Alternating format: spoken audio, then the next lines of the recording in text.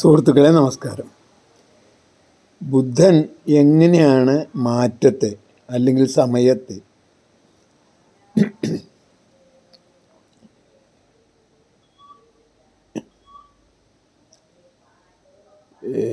സ്വാധീനിച്ചുവെന്നും മാറ്റം എന്നത് പ്രപഞ്ചത്തിൻ്റെ ഒരു മാനമാണെന്നും അത് സ്വാഭാവികമായതാണെന്നും അതിനെ നമുക്ക് മാറ്റാൻ കഴിയില്ല എന്നും അതുകൊണ്ട് തന്നെ നാം ലോകത്തെ പ്രപഞ്ചത്തിൻ്റെ പ്രതിഭാസങ്ങളെ മാറ്റാൻ നമുക്ക് ആവില്ല എന്നതുപോലെ, അതായത് സൂര്യൻ ഉദിക്കുന്നതോ ചന്ദ്രൻ അസ്തമിക്കുന്നതോ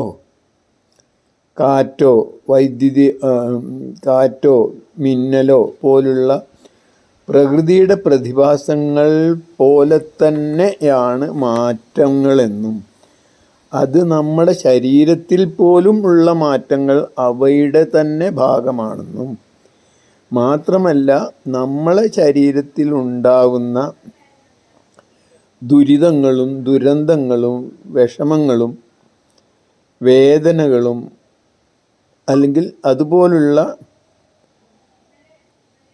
രോഗങ്ങളടക്കം യഥാർത്ഥത്തിൽ പ്രകൃതിയുടെ സൂചനകളാണെന്നും അതുവഴി വിവേകമുള്ളവർ യഥാർത്ഥത്തിൽ എന്തൊക്കെ ചെയ്താലാണ് ഈ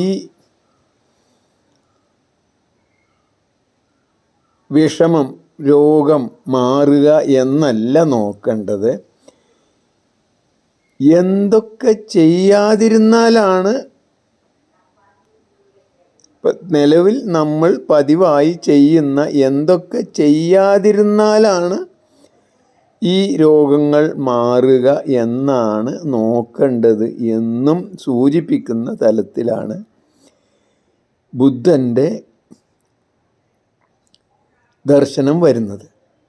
അതുപോലെ, അതായത് നിങ്ങൾക്ക് എന്തെങ്കിലും ദുരിതങ്ങളുണ്ടെങ്കിൽ, നിങ്ങൾക്ക് എന്തെങ്കിലും വിഷമങ്ങളുണ്ടെങ്കിൽ ആ വിഷമം ഒരിക്കലും സ്ഥായിയല്ല. അതിന് ഒരു സാക്ഷിഭാവത്തിൽ അത് കൂടുതൽ ഉണ്ടാവണമെന്നോ മാറണ്ട എന്നോ അമിതമായി ആഗ്രഹിക്കുകയോ അതിനായി ഒന്നും ചെയ്യാതിരിക്കുകയോ ചെയ്തുകൊണ്ട് കേവലം സാക്ഷിഭാവത്തിൽ ഇപ്പോൾ സൂര്യൻ ഉദിക്കുന്നത് നാം കാണുന്നു, നമുക്കൊന്നും അതിൽ ചെയ്യാൻ കഴിയില്ല. അതേപോലെ തന്നെയാണ് നമ്മളെ ശരീരത്തിലുള്ള ഒരു പ്രത്യേക വേദന എന്നോ അല്ലെങ്കിൽ ചൊറി എന്നോ നാം മനസ്സിലാക്കുകയും അതിന് ഒരു സാക്ഷിഭാവത്തിൽ അത് ശ്രദ്ധിക്കാനും പാടില്ല എന്ന് പറയുന്നത്. ശ്രദ്ധിക്കരുത്, കണ്ടാൽ മതി. ഏതുപോലെ നാം സൂര്യൻ ഉദിക്കുന്നത് കാണുന്നു, അതേപോലെ നമ്മൾ ഒരു വേറിട്ട വസ്തുവാണ്. നമ്മൾ അതുമായിട്ട് ബന്ധപ്പെട്ട ഒന്നല്ല. പൊതുവായ മറ്റെല്ലാം പ്രകൃതിയുടെ പ്രതിഭാസങ്ങളെ നിരീക്ഷിക്കുന്ന പോലെ സാക്ഷിയാവുന്നത് പോലെ സാക്ഷിഭാവത്തിൽ കാണുകയും ചെയ്താൽ സംശയമൊന്നും വിചാരിക്കേണ്ട, കുറച്ച് സമയം കഴിഞ്ഞാൽ ആ വേദന ഇല്ലാതാവും എന്നാണ് ശ്രീബുദ്ധൻ്റെ പഠിപ്പിച്ചതിൻ്റെ പൊരുൾ എന്നാണ് ഞാൻ പറഞ്ഞത്. ഇത് അങ്ങനെ തന്നെ ഈ രൂപത്തിൽ ഒരുപക്ഷെ ബുദ്ധമത വിശ്വാസികളും പറഞ്ഞോളണമെന്നില്ല കേട്ടോ. അപ്പോൾ അത് ഒന്ന് അങ്ങനെയാണ്. പിന്നെ അതായത് മാറ്റം എന്നത് ആണ് പ്രകൃതിയുടെ അല്ലെങ്കിൽ ജീവൻ്റെ സ്വഭാവം എന്ന് ശ്രീബുദ്ധൻ അടിവരയിട്ട് പറഞ്ഞു. അതേ കാര്യം തന്നെയാണ് ആൽബർട്ട് ഐൻസ്റ്റീനും തൻ്റെ സാമാന്യ ആപേക്ഷികതാ സിദ്ധാന്തത്തോടു കൂടി ലോകത്തിൽ ശാസ്ത്രത്തിൽ തെളിയിച്ചത്. അതായത് പ്രപഞ്ചത്തിൻ്റെ യഥാർത്ഥമായ ഒരു സ്വഭാവമാണ് മാറ്റം. മാറ്റമില്ലെങ്കിൽ പ്രപഞ്ചം തന്നെ ഇല്ല എന്ന സമവാക്യം എന്നത് യഥാർത്ഥത്തിൽ അടിവരയിട്ട്, ശാസ്ത്രത്തിൽ അടിവരയിട്ടത്, പ്രപഞ്ചത്തിന് ഒന്നായിട്ട് ഈ നിയമം ബാധകമാണെന്ന് പറഞ്ഞത് ഐൻസ്റ്റൈനാണ്. ആൽബർട്ട് ഐൻസ്റ്റൈൻ അദ്ദേഹത്തിൻ്റെ 1904 1915 പ്രത്യേക ആപേക്ഷികത സിദ്ധാന്തത്തിലൂടെയും പൊതു ആപേക്ഷിക സിദ്ധാന്തത്തിലൂടെയും അത് സമർത്ഥിച്ചു. അത് 1945 ലോകത്തിന് ബോധ്യമായി. അന്ന് വരെ അത് പൂർണ്ണമായും ബോധ്യമായ ശാസ്ത്രജ്ഞന്മാരുടെ എണ്ണം തന്നെ വളരെ കുറവായിരുന്നു. ഒരു പ്രാവശ്യം ഐൻസ്റ്റീനും മറ്റേ ആളെ പേരെനിക്ക് ഓർമ്മയില്ല, അദ്ദേഹം ഇന്നത്തെ കൈസർ ഇൻസ്റ്റിറ്റ്യൂട്ടിൽ ആറ്റം ബോംബ് ഗവേഷണം റുദർഫോർഡ് ആണെന്നാണ് എൻ്റെ ഓർമ്മ. അവർ രണ്ടുപേരും കൂടി പിന്നെ ഐൻസ്റ്റൈൻ ഒരു പ്രഭാഷണം നടത്തി, ഈ സാമാന്യ ആപേക്ഷികതയെക്കുറിച്ചിട്ടൊരു പ്രഭാഷണം നടത്തി. അത് കഴിഞ്ഞ് പോകുമ്പോൾ പിന്നെ അവർ തമ്മിൽ ചർച്ച ചെയ്തതിനെക്കുറിച്ച് പറയാറുണ്ട്. അതായത് ആർക്കെങ്കിലും ഇതൊക്കെ മനസ്സിലായിട്ടുണ്ടാവും എന്ന് വെച്ചാൽ 2-3 പേർക്കൊക്കെ മനസ്സിലായിട്ടുണ്ടാവും എന്ന് ചോദിച്ചപ്പോൾ ഐൻസ്റ്റൈൻ മറുപടി പറയുന്നുണ്ട്, നമ്മൾ 2 ആളും അല്ലാതെ 3-ാമത്തെ ആരാണ്. അത്രത്തോളം അത്. എന്നാൽ അതിലുള്ള പല പ്രതിഭാസങ്ങൾക്കും ഉദാഹരണമായിട്ട്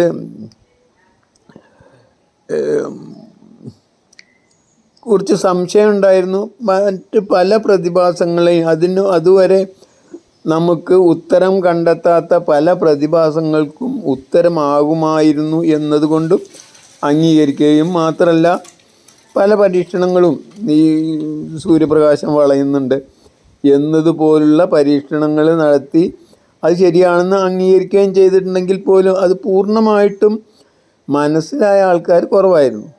പക്ഷേ അത് E=mc², അതായത് ഈ പ്രപഞ്ചത്തിലുള്ള മാറ്ററും എനർജിയും ഒന്ന് തന്നെയാണ്. അതുവരെ 2 ആയിരുന്നു. ഒന്ന് തന്നെയാണ് എന്ന് നമ്മളെ ആറ്റം ബോംബ് ഒന്നായിട്ട് എക്സ്പ്ലോഡ് ചെയ്തതോടുകൂടി ഹിരോഷിമയിലും നാഗസാക്കിയിലും അവരുടെ തലക്ക് മേലെ ഇട്ടതോടുകൂടി ലോകത്തിന് ബോധ്യമായി എന്നതൊരു സത്യമാണ്. അപ്പോൾ അതോടുകൂടിയാണ് ഇതിൻ്റെ ഈ സാമാന്യ ആപേക്ഷിക സിദ്ധാന്തം പരിപൂർണമായും ശാസ്ത്രലോകം തന്നെ പൂർണ്ണമായിട്ടും അംഗീകരിച്ചത് നടത്തും. എന്തായാലും അതാണ് അടുത്തതായിട്ട് ഈ സമൂഹത്തിലെ ഇതേപോലുള്ള ഈ മാറ്റത്തിൻ്റെ ബേസിക് കാരണം എന്താണ്, അതിന്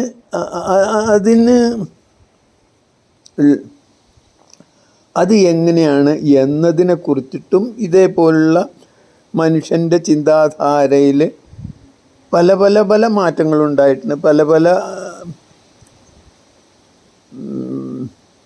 സൂചനകളും തന്നിട്ടുണ്ടെങ്കിലും അത് കൃത്യമായിട്ട് അവതരിപ്പിച്ചത് കാറൽ മാർക്സാണ്. അദ്ദേഹം എന്താണ് പറഞ്ഞു വെച്ചാൽ, അദ്ദേഹം ഒരു എക്കണോമിസ്റ്റ് ആയതുകൊണ്ട് സാധാരണക്കാരനും മനസ്സിലാവാത്ത ഭാഷയിലാണ് പറഞ്ഞത്. എങ്ങനെ വെച്ചാൽ ഒരു എക്കണോമിസ്റ്റിന് മാത്രം മനസ്സിലാവുന്ന ഭാഷയിൽ, അതായത് ഉൽപാദന ഉപകരണങ്ങളാണ് സാമൂഹ്യ ബന്ധങ്ങൾക്ക് അടിത്തറ അല്ലെങ്കിൽ കാരണം. അതായത് മീൻസ് ഓഫ് പ്രൊഡക്ഷൻ അതായത് ഉൽപാദന രീതികൾ ആണ് സോഷ്യൽ റിലേഷൻസ്, സാമൂഹ്യ ബന്ധങ്ങൾക്ക് കാരണം. സമൂഹത്തിൻ്റെ ഉൽപാദന രീതികളാണ് സമൂഹത്തിൻ്റെ സാമൂഹ്യ ബന്ധങ്ങൾക്ക്. സാമൂഹ്യ ബന്ധങ്ങൾ എന്ന് പറഞ്ഞാൽ നമ്മളെ നിയമങ്ങൾ, നമ്മളെ ആചാരങ്ങൾ, അനുഷ്ഠാനങ്ങൾ, ജീവിത രീതികൾ, ഇതൊക്കെ കാരണം ഉൽപാദന ബന്ധങ്ങളാണ്, ഉൽപാദന രീതികൾ. ഇത് സാധാരണ ഒരു എക്കണോമിസ്റ്റിനെ മനസ്സിലാവുള്ളൂ. പക്ഷെ അത് നമ്മൾ സാധാരണ മനുഷ്യന് മനസ്സിലാവുന്ന ഭാഷയിൽ പറയുകയാണെങ്കിൽ അത് പ്രത്യേകിച്ചൊന്നുമില്ല. ഉപകരണങ്ങളാണ് മനുഷ്യബന്ധങ്ങൾക്ക്, സാമൂഹ്യ ബന്ധങ്ങൾക്ക് നിദാനം എന്നാണ് ആ പറഞ്ഞതിൻ്റെ അർത്ഥം. എന്താ ഈ ഉപകരണങ്ങൾ എന്നുള്ളതുകൊണ്ട് ഉദ്ദേശിച്ചത്? ഉപകരണങ്ങളാണ് മനുഷ്യൻ്റെ ജീവിതത്തിൽ അവൻ്റെ ജീവിതം സഫലമാവാനും ജീവിക്കാനും ജീവിതത്തിലെ കാര്യങ്ങൾ നേടാനുമായി. ശ്വസിക്കലല്ല കേട്ടോ.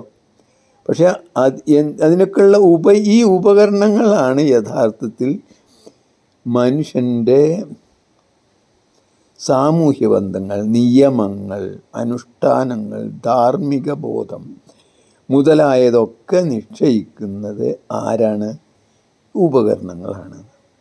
ഈ ഉപകരണങ്ങളുടെ പ്രത്യേകത ഞാൻ ഇതിൻ്റെ മുമ്പ് പറഞ്ഞതൊക്കെ തന്നെയാണ്. അതായത് ഉപകരണങ്ങൾ എന്ന് പറഞ്ഞാൽ എത്രയേ ഉള്ളൂ? നമ്മുടെ ഈ പ്രപഞ്ചത്തിൽ നമ്മുടെ ചുറ്റുപാടും ഉള്ള വസ്തുക്കൾ ഉപയോഗിച്ച് ഒരു പ്രത്യേക ജോലി ചെയ്യാനായിട്ട് ഉപയോഗിക്കുകയും ആ ജോലി ചെയ്യാനായിട്ട് അതിനെ പിന്നീടും ആ ജോലി ചെയ്യാനായിട്ട് അതിനെ പ്രിസർവ് ചെയ്യുകയും സൂക്ഷിച്ചു വെക്കുകയും ചെയ്യുമ്പോഴേ അതൊരു ഉപകരണമാവുള്ളൂ.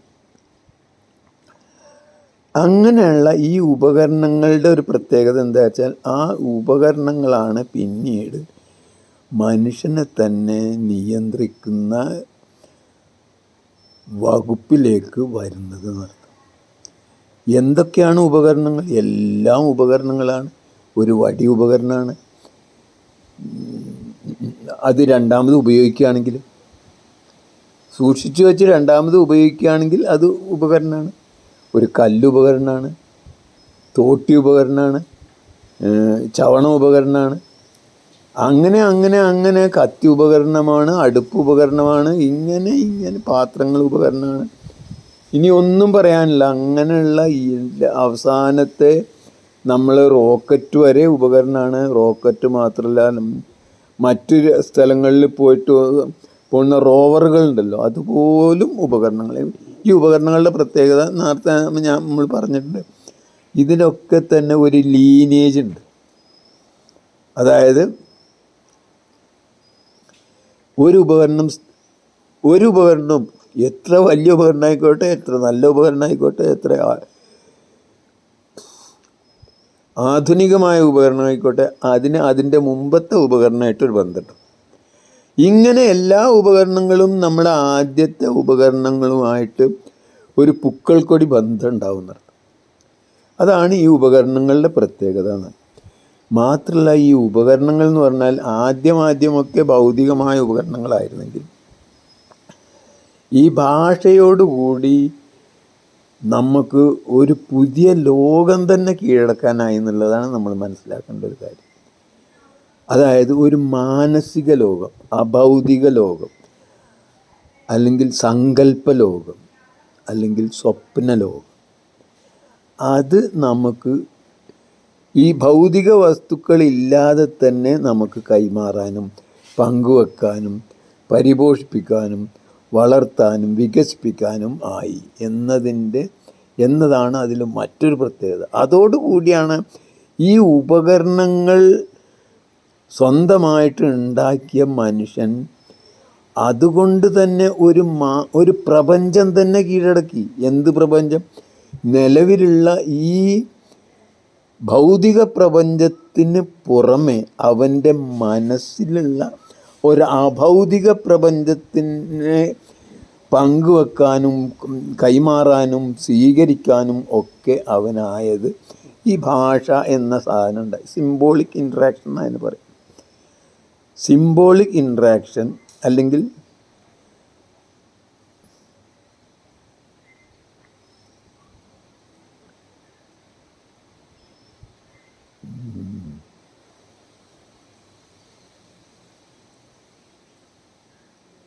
എനിക്ക് മലയാളം കൊണ്ട് വരുന്നില്ല, സോറി.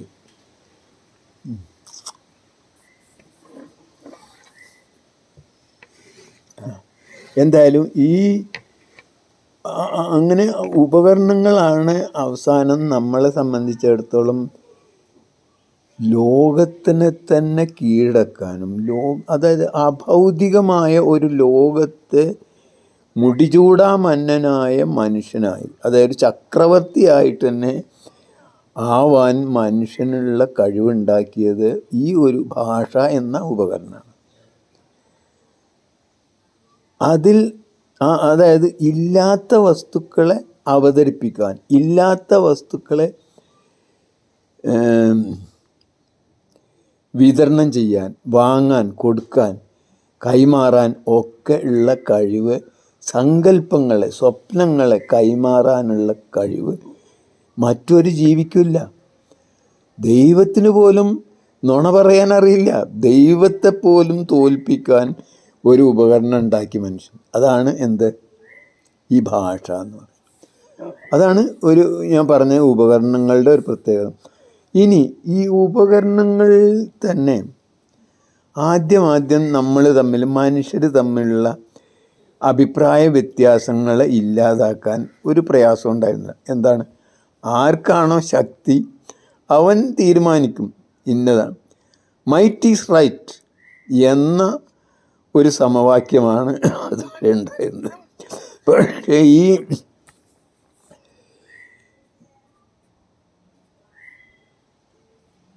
ഐൻസ്റ്റൻ്റെ ഈ സിദ്ധാന്തത്തോടു കൂടി ആ സമവാക്യത്തിന് ചെറിയൊരു ഇളക്കം പറ്റി. എന്താണ് ഇളക്കം? മൈറ്റല്ല, മൈറ്റിനേക്കാളും വലിയത് ബുദ്ധിയാണ്, അല്ലെങ്കിൽ പുതിയ കാര്യങ്ങൾ കണ്ടെത്താനുള്ള കഴിവ്. ആ ഓരോ പുതിയ കാര്യങ്ങൾ കണ്ടെത്തുന്നതും വഴി മനുഷ്യന് മറ്റുള്ള ഒരു സമൂഹം മറ്റൊരു സമൂഹത്തിനെ കീഴടക്കിയത് നമ്മളെ ചരിത്രത്തിൽ നമുക്ക് കാണാം. അങ്ങനെ എത്രയോ മനുഷ്യ ചരിത്രത്തിൽ തന്നെ അനുഭവങ്ങളുണ്ട്. ഇപ്പോൾ അമ്പെയ്യാൻ പഠിച്ചു, കുതിര സവാരി പഠിച്ചു. കുതിര സവാരി ജീനിയിൽ ആ കാല് വയ്ക്കാനുള്ള ആ കൊളുത്തുണ്ടാക്കിയത്, അത് ആദ്യം കണ്ടെത്തിയ ആ സമൂഹം അടുത്ത സമൂഹങ്ങളെ കീഴടക്കി. അത് ഓരോ ഉപകരണങ്ങളും, പുതിയ പുതിയ ഉപകരണങ്ങൾ ആര് നേടിയെടുക്കുന്നു അവർ പലപ്പോഴും ഈ അഭിപ്രായ ഭിന്നതയിൽ മേൽക്കൈ നേടുന്നതും അവർ വിജയിക്കുന്നതും തന്നെ നമ്മൾ കണ്ടു. പക്ഷേ അതിന് ഇനി ഒരു ചെറിയൊരു ഇളക്കം തട്ടിയതാണ്, ഈ സമവാക്യത്തിനൊരു ഇളക്കം തട്ടിക്കുന്നതാണ് യഥാർത്ഥത്തിൽ ഈ ന്യൂക്ലിയർ എനർജി എന്ന് പറയുന്നത്. ഇത് ഈ ആറ്റം ബോംബ് ചെറുതൊന്നുമല്ല. ആറ്റം ബോംബ് ഉണ്ടായതോടു കൂടിയാണ് യഥാർത്ഥത്തിൽ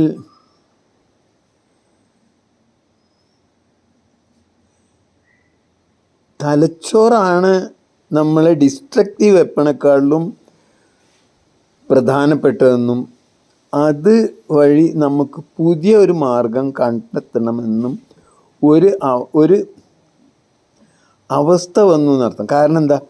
ഈ രണ്ട് ആറ്റം ശക്തികൾ തമ്മിലുള്ള ഒരു കോൺഫ്ലിക്റ്റ് ഈ പഴയ പോലെ യുദ്ധം ചെയ്തിട്ട് നമുക്ക് ഇല്ലാതാക്കാൻ കഴിയില്ല. രണ്ട് ആറ്റമിക ശക്തികളുടെ യുദ്ധത്തിൻ്റെ അവസാനം രണ്ടു പേർക്കും ജയിക്കാൻ കഴിയില്ല, ജയിക്കാൻ ആരും ഉണ്ടാവില്ല എന്ന ഒരു പുതിയ സമവാക്യം യുദ്ധങ്ങൾക്ക് വരാനുണ്ടായ കാരണം ഈ ഐൻസ്റ്റൻ്റെ ആപേക്ഷികത സിദ്ധാന്തമാണ്. അതോടുകൂടി പുതിയ ഒരു മാർഗം തേടേണ്ട അനിവാര്യത മനുഷ്യന് വന്നു. അത് ഇപ്പോൾ നമുക്ക് അങ്ങനെ അങ്ങോട്ട് മനസ്സിലാവില്ല. പക്ഷേ എന്തായാലും ഇത് കേൾക്കുന്ന ഓരോരുത്തരും അംഗീകരിക്കുന്ന ഒരു സത്യമുണ്ട്. അതായത് ഈ ആറ്റം ബോംബ് ഉണ്ടാക്കുക, അല്ലെങ്കിൽ ആറ്റം ബോംബ് എന്നത് ഒരു സയൻസിൻ്റെ പ്രോഡക്റ്റാണ്. സയൻസ് എന്നത് മനുഷ്യൻ കണ്ടെത്തിയ ഒരു കാര്യമാണ്. അത് ഇതുവരെ കണ്ടെത്തിയിരുന്നവരുടെ കുത്തകയൊന്നുമല്ല. ഇനിയും ഏതെങ്കിലും ഒരു മനുഷ്യന് അത് കണ്ടെത്താൻ വലിയ പ്രയാസമൊന്നും ഉണ്ടാവില്ല. കാരണം ഒരു പ്രാവശ്യം ഇത് കണ്ടെത്തി കഴിഞ്ഞാൽ തന്നെ ആദ്യം മാത്രമേ അതിന് ഒരു ഇതുണ്ടോ ഇല്ലേ എന്നുള്ള സംശയത്തോടു കൂടി മുന്നോട്ട് നീങ്ങേണ്ടതുള്ളൂ. ഇപ്പോൾ ഉദാഹരണമായിട്ട് പറയുകയാണെങ്കിൽ, ഇപ്പോൾ ഈ യുറേനിയം ആറ്റത്തിൻ്റെ സ്പ്ലിറ്റ് അത് എങ്ങനെ ഉണ്ടാവുകയെന്ന് ആദ്യം അറിയില്ലായിരുന്നു. അത് എത്രയോ പരീക്ഷണങ്ങൾ നടത്തി അതിൻ്റെ കഥയൊക്കെ ഭയങ്കര രസമാണ്. എന്തായാലും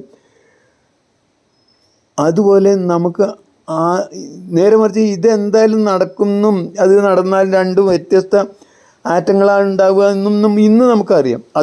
അതിന് മുമ്പ് അറിയില്ല. അപ്പോൾ ഇത് കണ്ടെത്തുന്നതിൻ്റെ മുമ്പ് അതറിയില്ല. ഇന്നിപ്പോൾ അത് എല്ലാവർക്കും അറിയുന്നത് കൊണ്ട് തന്നെ ഇന്ന് അത് കൂടുതൽ എളുപ്പമാണ്. പണ്ട് അതിലേക്ക് കണ്ടെത്താൻ വേണ്ടി ഉണ്ടായിരുന്ന ഊർജത്തിൻ്റെയും സർഗാത്മകതയുടെയും വളരെ കുറഞ്ഞ ശതമാനം മതി ഇന്ന് അവിടേക്ക് എത്താൻ. കാരണം ലക്ഷ്യം എന്തായാലും നടക്കും നമുക്കറിയാം. അതറിയാത്ത ഒരു ലോകത്താണ്, തികച്ചും അജ്ഞാതമായ ലോകത്തിൽ കീഴടക്കിക്കൊണ്ടാണ് സയൻസിൻ്റെ ഓരോ ചുവടുകളും ഉണ്ടായത്. ഇന്ന് ആ ചുവടുകൾ അജ്ഞാതമല്ല. അപ്പോൾ അതുകൊണ്ട് തന്നെ കൂടുതൽ എളുപ്പമാണ്. അതുകൊണ്ട് തന്നെ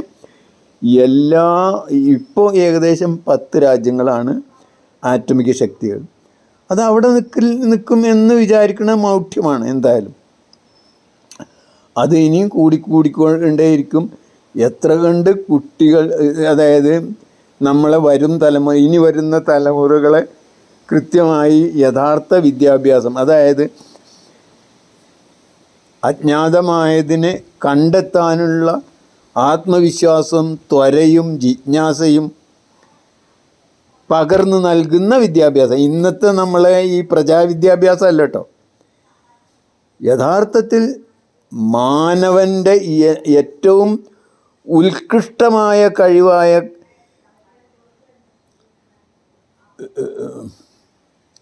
ക്രിയേറ്റീവ് തിങ്കിങ്, ലാറ്ററൽ തിങ്കിങ്,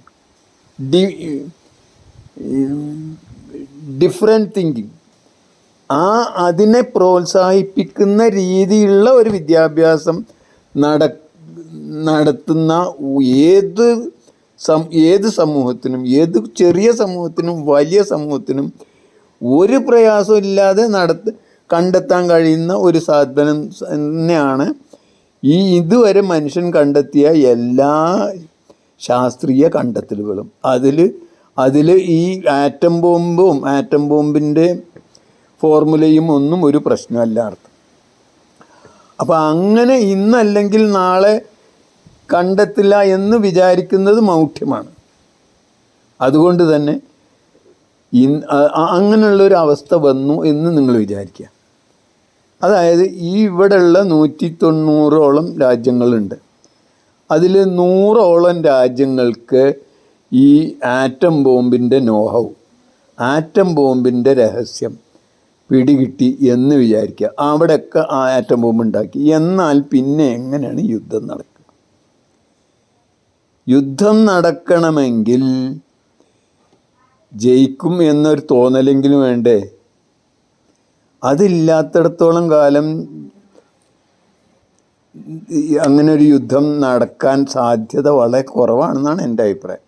അതായത് ഈ രണ്ട് ആറ്റമിക ശക്തികൾ തമ്മിൽ യുദ്ധം നടക്കാൻ നല്ല തലയില്ലായ്മ തന്നെ വേണം.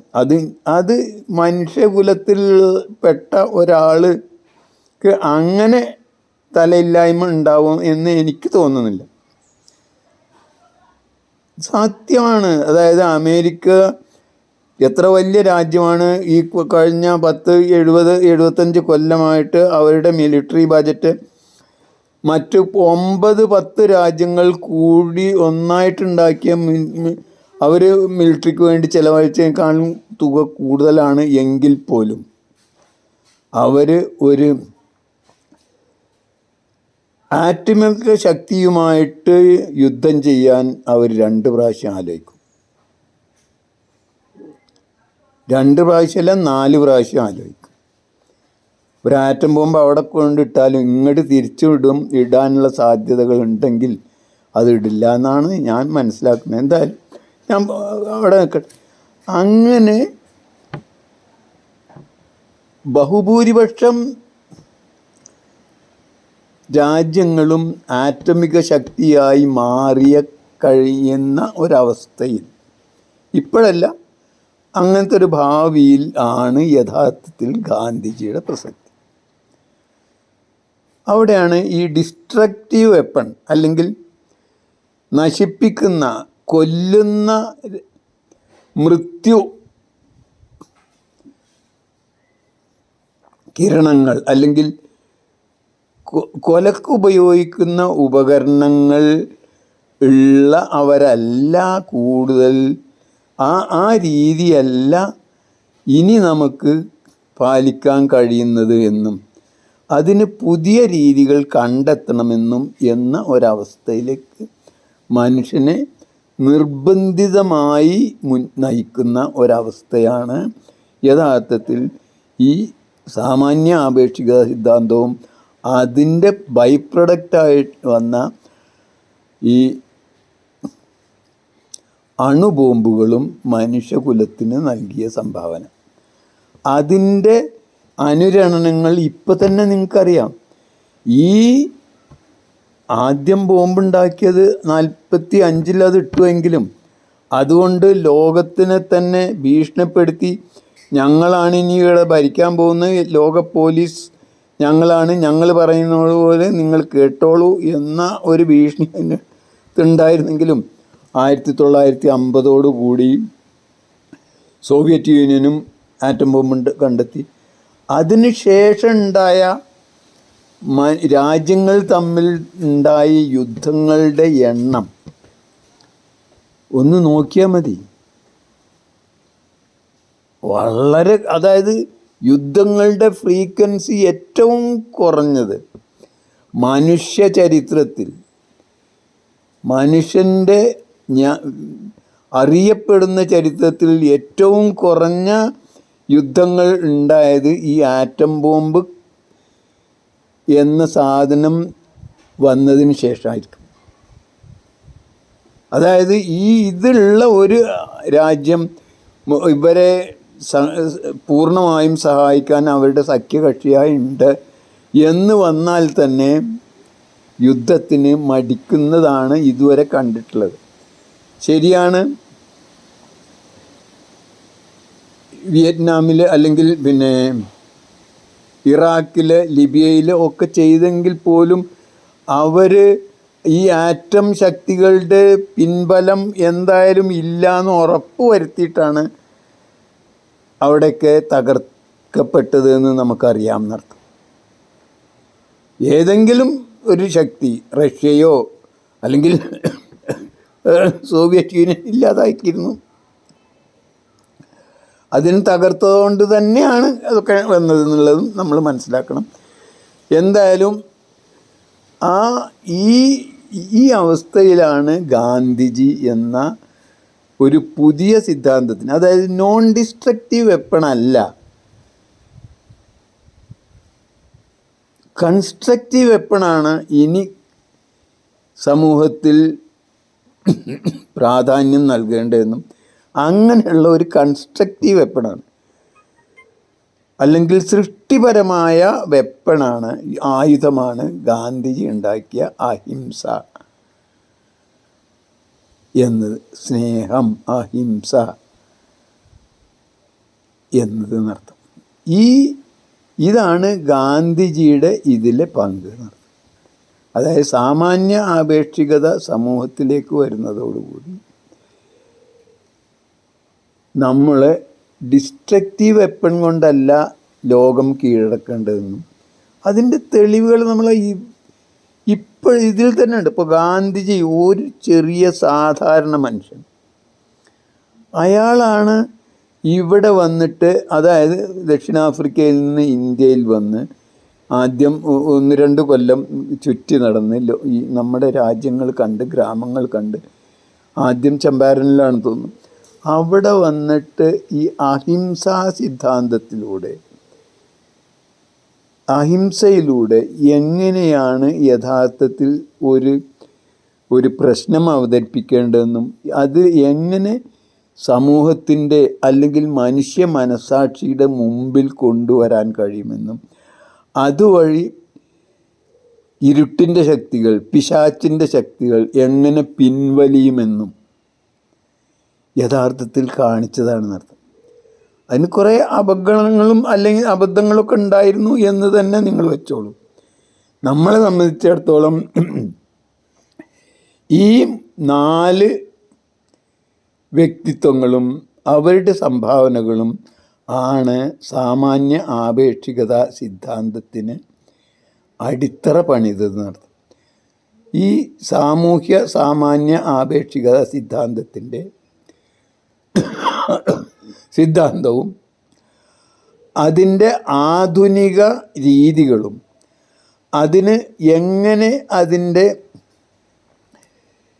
പാരമ്പര്യങ്ങളുമായിട്ട് മതങ്ങളുമായിട്ട് അതിൻ്റെ വീക്ഷണവും ഈ മതങ്ങളൊക്കെ അന്ധവിശ്വാസങ്ങളാണോ അല്ലയോ എന്നതും ഈ മതങ്ങളിലൊക്കെ ഉള്ള ശരികൾ എങ്ങനെ പ്രയോജനപ്പെടുത്താമെന്നും ഉള്ളതാണ് യഥാർത്ഥത്തിൽ സാമാന്യ ആപേക്ഷികതാ സിദ്ധാന്തം സമൂഹതലത്തിൽ ഉപയോഗിക്കുമ്പോൾ ഉള്ളത്.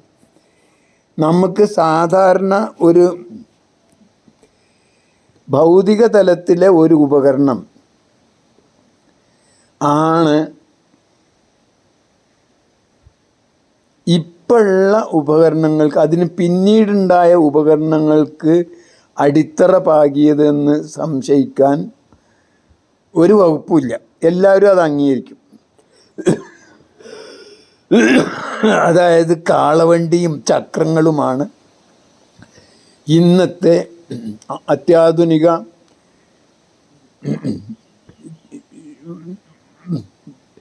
കാറുകൾക്കും വിമാനങ്ങൾക്കും ഒക്കെ കാരണമായതെന്നും അതേപോലെ തന്നെ ചക്രങ്ങളുള്ള വണ്ടി, ചക്രങ്ങളില്ലാത്ത തീവണ്ടി വരെ ഇപ്പോൾ നിലവിൽ വന്നിരിക്കുന്നു. അതിനൊക്കെ കാരണം ആദ്യത്തെ ചക്രങ്ങളുള്ള കാളവണ്ടികളായിരുന്നു എന്നും അതിൻ്റെ മുൻ തലമുറയായിരുന്നു എന്നും അംഗീകരിക്കാത്തവരില്ല. പക്ഷേ അതേപോലെ നമ്മുടെ തത്വശാസ്ത്രത്തെ ആരും കാണുന്നില്ല. തത്വശാസ്ത്രത്തിന് ഒക്കെ അതിന് മുമ്പുള്ളതിനെ നിഷേധിക്കണം, ഇല്ലാതാക്കണം, എന്നാലേ ഇത് വരുള്ളൂ എന്ന ഒരു തത്വചിന്ത അതിൽ രൂഢമൂലമായിരിക്കുന്നു എന്നത്. പക്ഷെ അത് പാശ്ചാത്യരുടെ ഒരു സ്വഭാവമാണ്. പാശ്ചാത്യരെ സംബന്ധിച്ചിടത്തോളം അവർക്ക് എപ്പോഴും നിലനിൽക്കണമെങ്കിൽ അവിടെ വിഭവങ്ങളുടെ ദാരിദ്ര്യം കൊണ്ട് തന്നെ കുറേ ആൾക്കാരെ നശിപ്പിക്കണം, കൊല്ലണം. എല്ലാവരെയും കൂടിയും നിലനിർത്താൻ കഴിവില്ലാത്ത ഒരു പ്രദേശത്ത് ഉണ്ടാവുന്ന തത്വചിന്തയാണ് മൈറ്റ് ഈസ് റൈറ്റ് എന്നതും സർവൈവൽ ഓഫ് ദ ഫിറ്റസ്റ്റ് എന്നതും. നേരെ മറിച്ച് വിഭവങ്ങളുടെ സമൃദ്ധിയുള്ള ഈ പൗരസ്ത്യ ദേശങ്ങളിൽ, ഇന്ത്യയിൽ, പൂർവേഷ്യയിൽ, ചൈനയിൽ, അമേരിക്കയിൽ, ആഫ്രിക്കയിൽ ഒന്നും തന്നെ അങ്ങനെയുള്ള ഒരു സിദ്ധാന്തത്തിൻ്റെ ആവശ്യമില്ല. കാരണം അവിടെയൊക്കെ വേണ്ടത്ര സൂര്യപ്രകാശമുണ്ട്. സൂര്യപ്രകാശത്തെ ഭക്ഷണമാക്കാൻ അല്ലെങ്കിൽ എനർജി ആക്കാൻ വേണ്ട പച്ചിലകൾ ഉള്ളിടത്തോളം കാലം അവർക്ക് സമൃദ്ധിയായിട്ട് ജീവിക്കാൻ കഴിയും. വളരെ കുറഞ്ഞ ശതമാനം മാത്രമേ ഇവിടെ പെയ്യുന്ന സൂര്യപ്രകാശത്തിൻ്റെ വളരെ കുറഞ്ഞ ശതമാനം മാത്രമേ ശരിക്കും ഇവിടെയുള്ള ജന്തുക്കൾക്ക് ആവശ്യമുള്ളൂ. അത് ഇപ്പോൾ നമ്മൾ ഈ ആധുനിക മനുഷ്യൻ ചെയ്യുന്നത് പലപ്പോഴും അബദ്ധമാണെങ്കിൽ പോലും ഈ ശാസ്ത്രം മുന്നോട്ട് പോവുകയാണ്. ശാസ്ത്രത്തിന് ഇതൊക്കെ അളക്കാനും ഇതൊക്കെ ക്രമീകരിക്കാനും ഇതൊക്കെ പഠിക്കാനും ഇതൊക്കെ മനസ്സിലാക്കാനും ഓരോ നിമിഷവും കഴിവ് വർദ്ധിച്ചു കൊണ്ടിരിക്കുകയാണ്. അതുകൊണ്ട് തന്നെ നമുക്ക് ഇവിടെ പെയ്യുന്ന സൂര്യപ്രകാശത്തിൻ്റെ 1% പോലും ടാപ്പ് ചെയ്യാനുള്ള ഒരവസരം പച്ച ഇലകൾക്ക് കൊടുത്താൽ സമൃദ്ധി ഇവിടെ ഉറപ്പാണ്. പ്രത്യേകിച്ച് ഇങ്ങനെ ഭൂമധ്യരേഖാ പ്രദേശത്തുള്ള രാജ്യങ്ങളെ സംബന്ധിച്ചിടത്തോളം. അപ്പോൾ എന്തായാലും ഞാൻ പറഞ്ഞു വന്നത് ഈ സാമാന്യ ആപേക്ഷികതാ സിദ്ധാന്തം എങ്ങനെയാണ് പാരമ്പര്യ ചിന്തകളെയും പാരമ്പര്യ മതങ്ങളെയും പാരമ്പര്യ ആചാരങ്ങളെയും അനുഷ്ഠാനങ്ങളെയും സമീപിക്കേണ്ടതെന്നും അവയൊക്കെ തന്നെ അക്കാലങ്ങളിൽ പൂർണ്ണമായും ശാസ്ത്രീയവും അന്നത്തെ ചിന്താഗതിയും അടിത്തറയും വിജ്ഞാനവും വെച്ച് ഏറ്റവും ശരിയും ആയിരുന്നു എന്ന് നാം മറക്കരുത് എന്ന ഒരു സൂചനയോടുകൂടി ഇന്നത്തെ ഇത് ഞാനിവിടെ നിർത്തട്ടെ. അടുത്ത ദിവസത്തിൽ ഈ സാമൂഹ്യ സാമാന്യ ആപേക്ഷികത നാം ഇന്ന് നമ്മളെ സമൂഹത്തിൽ പ്രയോഗിക്കുമ്പോൾ ഉണ്ടാകുന്ന മാറ്റങ്ങൾ, നമ്മുടെ ആചാരങ്ങളോടും അനുഷ്ഠാനങ്ങളോടും ഉണ്ടാകുന്ന ശാസ്ത്രീയമായ സമീപനം എന്തായിരിക്കണം എന്ന് അടുത്ത എപ്പിസോഡുകളിൽ പറയാം എന്ന് വിചാരിക്കുന്നു. എന്തായാലും